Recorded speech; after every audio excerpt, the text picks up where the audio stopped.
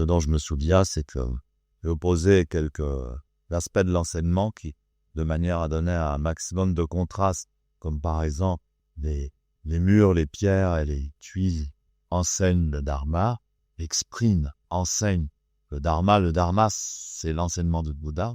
Et le sixième patriarche qui dit c'est la racine de l'enseignement transmis n'est même pas le zazen ni le sama.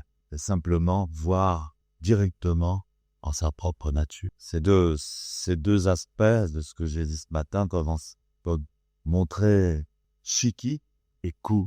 Shiki, c'est le phénomène visible, descriptible, en général même, voire même matérialisé. Et Ku, c'est l'invisible, l'indescriptible, immesurable. Et donc la fameuse formule einsteinienne de Ganeshiyo, qui est Ku Shiki Sokuzeku, Ku Sokuzesh. Ça veut dire la substance des phénomènes. Et Ku lui-même se transforme, mute en phénomène. Les potentialités de tous les phénomènes. On retrouve ça dans l'enseignement du bouddhisme, du Bouddha. Et la base de l'enseignement du Bouddha, c'est le zazen. C'est d'observer le zazen. C'est-à-dire le zazen, c'est soi-même. Alors pourquoi voir en sa propre nature, Jiachazan, le zazen, puisque le zazen lui-même est notre propre nature. Parce que, effectivement, si on doit pratiquer zazen à partir de Dieu, à partir de Bouddha, à partir du sator, à partir de l'éveil, à partir des illuminations. On doit pratiquer zazen à partir. On pourra dire, je le dis souvent, le zazen, c'est une pratique qui est réservée au Bouddha, au Dieu. C'est une pratique des dieux. D'ailleurs, bien avant le Bouddha, tous les dieux de la mythologie indienne sont tous représentés, que ce soit Shiva, Rama, Krishna. Tous les dieux de la mythologie indienne sont représentés en zazen. Le zazen, c'est la posture des dieux. J'aime bien dire ça. Et d'ailleurs, c'est drôle parce que j'aime bien dire ça spontanément, mais beaucoup de maîtres l'ont dit avant moi. Le cinquième patriarche qui perd. C'est dur le métier de patriarche. Évidemment, on hérite du dharma, c'est merveilleux, mais on se sent complètement isolé. Parce que très peu de gens comprennent. Alors le cinquième patriarche, le maître de Hainaut, était à la tête d'un temple de 2000 disciples qui écoutaient attentivement son enseignement, qui pratiquaient rigoureusement son enseignement. Quand il a rencontré le sixième patriarche, il lui a demandé d'où venez-vous. Et le sixième patriarche lui a dit la région dont il venait, il était du sud, comme s'il avait dit je suis africain.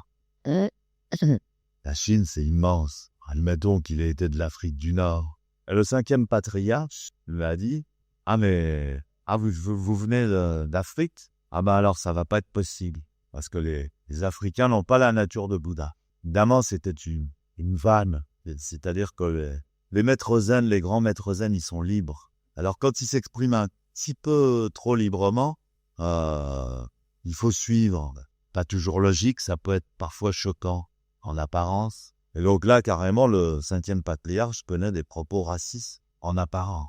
Puisque dès la première vision, il avait vu que ce disciple n'était pas comme les autres. Mais vous voyez que quand le maître il sort une plaisanterie, dirons-nous vulgaire, parce que c'était vulgaire, les Africains n'ont pas la nature de Bouddha. Donc c'est pas la peine que vous perdiez votre temps ici à faire zazen. Mais pour moi, cette phrase est un enseignement qui continue à faire son effet, peut-être à travers les murs, les briques et les tuiles, encore aujourd'hui. Ça veut dire que si vous n'avez pas la nature de Bouddha, si vous n'avez pas trouvé votre nature de Bouddha, c'est pas la peine de vous fatiguer à faire ça. Je suis bien d'accord avec ça. Ça n'a aucun sens. Quand on comprend ça, on comprend pourquoi Dogen, maître Dogen a dit, pratique et éveil c'est la même chose. Il n'y a pas l'un avant l'autre ou l'un après l'autre. Et la fille ne pratiquez pas pour atteindre l'éveil. Ce serait absolument ridicule. C'est bien ce que je vous dis. Si vous n'avez pas la nature de Bouddha, c'est pas la peine de faire zazen. C'est pas zazen qui va vous donner la nature de Bouddha. c'est parce que vous avez la nature de Bouddha que vous pratiquez Zen. Alors, on interprète ça, faut rien rechercher. Je fais Zazen, mais si j'arrive à rien rechercher en faisant Zazen, je vais trouver quelque chose. Vous voyez, parce qu'on n'arrive pas à sortir de notre schéma de profit. Alors maintenant, comment trouver sa nature de Bouddha, ça, je peux pas le dire. Aucun maître ne peut le dire. Tout ce que le maître peut dire, c'est vous l'avez, la nature de Bouddha. Puisque moi, je l'ai, vous l'avez. Eh bien, il y a beaucoup de gens qui veulent devenir des maîtres. Il n'y a rien de plus dégoûtant dans le zen que de vouloir devenir un maître. Et ces gens-là, ils préfèrent être des imposteurs, mentir, dire qu'ils sont des maîtres alors qu'ils ne le sont pas. Ça les fait pas rougir de faire ça. Ça leur donne pas honte. Mais par contre, ils oseraient pas dire qu'ils sont Bouddha, qu'ils sont Dieu. Disons, ils auraient honte de dire « je suis Dieu, moi. C'est moi qui ai tout créé. Les étoiles, c'est moi. Le soleil, c'est moi. Le trou d'ozone, c'est moi. » Bon. Mais chaque être humain ne devrait pas avoir honte de dire ça. C'est pas de la folie. C'est notre véritable nature. Alors, nous, les Occidentaux très intellectuels, on aime bien lire des livres, la nature de Bouddha, chacun a la nature de Bouddha. On se raconte ça autour du feu, en fumant un bon cigare, même de sa nature de Bouddha. Parce que pour nous, le Bouddha, c'est exotique. Alors, on peut très bien dire, en buvant une tasse de thé, oui, chacun a la nature de Bouddha. Hein, vous savez, je l'ai lu, j'y crois. Mais par contre, on n'oserait pas dire, tu sais, la dernière, c'est bien, je suis Dieu. Donc, le zazen, j'aime bien le dire, je me plais à dire que le zazen est une pratique réservée pour des Bouddhas. D'ailleurs, sur les dojos traditionnels, à l'entrée des dojos traditionnels, il est de coutume de mettre une pancarte en bois au-dessus de la porte où il y a marqué « pièce, hall réservé aux Bouddhas ». Parfois, hall où l'on fabrique les Bouddhas. On apprend aux gens à réaliser qu'ils le sont déjà. Dans ce fameux sutra du lotus, Sensei nous racontait une histoire du sutra du lotus. C'est de très belles histoires en sutra. Du serviteur qui s'aperçoit qu'il est le fils héritier du père. Il nous racontait souvent cette histoire. C'est un roi, le roi d'une région d'Inde, parce qu'en Inde, c'était pas comme en Chine où il y avait un empereur. C'était beaucoup de petites régions avec des rois, des princes. Et je ne sais plus le début de l'histoire pourquoi il avait perdu son fils. Mais il pouvait reconnaître son fils, au fameux roi, par un tatouage qu'il avait sur l'oreille. Sur le lobe de l'oreille, un petit tatouage en forme de homme, vous savez. Alors il a envoyé des hommes chercher dans toute la région, dans toute l'Inde, dit vous connaîtrez mon fils à ce tatouage à l'oreille. Et on finit par retrouver son fils alors qu'il a 20 ans déjà. Mais le roi dit mais alors vous avez retrouvé notre fils? Oui, on l'a retrouvé. Et alors qu'est-ce qu'il fait? Qu'est-ce qu'il est devenu? Eh ben, il se trouve que votre fils est mendiant. Oh, quelle horreur. Alors, dit, bon, mais je peux pas lui annoncer directement qu'il est mon fils parce qu'il y croira à ça. Donc, ce que je vais faire, je vais lui proposer de travailler à mon service. Il va être content de trouver un travail et de pouvoir gagner un peu d'argent. Et donc, le roi emploie son propre fils à faire des tâches très humbles. Du samou. Alors, il travaille au potager, coupe du bois, ramasse du bois. Il travaille aux cuisines. Il nettoie les toilettes, il nettoie les couloirs. Exactement ce qu'on fait dans le zen. Et puis, petit à petit, alors le fils est content, il touche un petit salaire. Petit à petit, il lui donne plus de responsabilités. Le met chef de Samu, Kyosako, etc. Shuso, etc., etc. Et à un moment donné, le fils a toute la responsabilité du domaine. Et le père lui dit, voilà, non, tu t'acquittes très bien de ton travail. Il faut que je t'avoue, en réalité, tu es mon fils. Là, à ce moment-là, le fils peut l'accepter, peut le comprendre. Tout ça, c'est à toi. Alors, à ce moment-là, le 6e patriarche a répondu, il n'était pas encore le 6e patriarche, et non.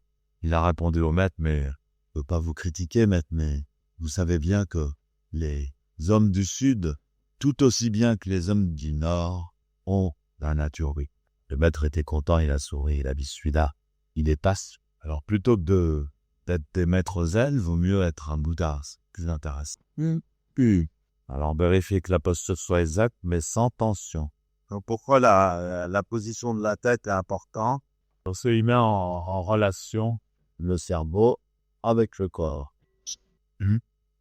Donc, Maître Deshimaru avait écrit un livre avec le professeur Paul Chauchard qui s'appelait Zen et cerveau dans l'université de Komazawa, et de nombreuses expériences ont été faites sur le zazen et les ondes cérébrales. Ils ont fait aussi des expériences spécifiques à certaines autres méditations par rapport au zazen. Il a également été fait des expériences à long terme, c'est-à-dire sur des personnes qui pratiquaient la méditation, le zazen, depuis de nombreuses années. Donc on a découvert qu'il y avait une transformation physiologique et chimique, et également au niveau du comportement des ondes, du cerveau des gens qui pratiquaient depuis 20 ou 30 ans. Ils n'ont plus le même cerveau. C'est donc une découverte scientifique extrêmement importante et intéressante. Je vais bientôt mettre ces textes, s'ils ne le sont pas déjà, sur mon site internet. Alors, moi, pendant de nombreuses années, j'ai eu un petit, encore par rapport au zen, dans le cadre de ma pratique du zen, une petite réticence quant au cerveau. Ouais, il faut penser avec le ventre, à zen, le corps, la posture, c'est important, en considérant que le cerveau, c'était plutôt quelque chose de négatif, tout assimilé à la fonction mentale uniquement. Donc le cerveau, ça sert à penser, à être compliqué et à avoir des problèmes. Bon, c'était un peu simpliste comme vision des choses.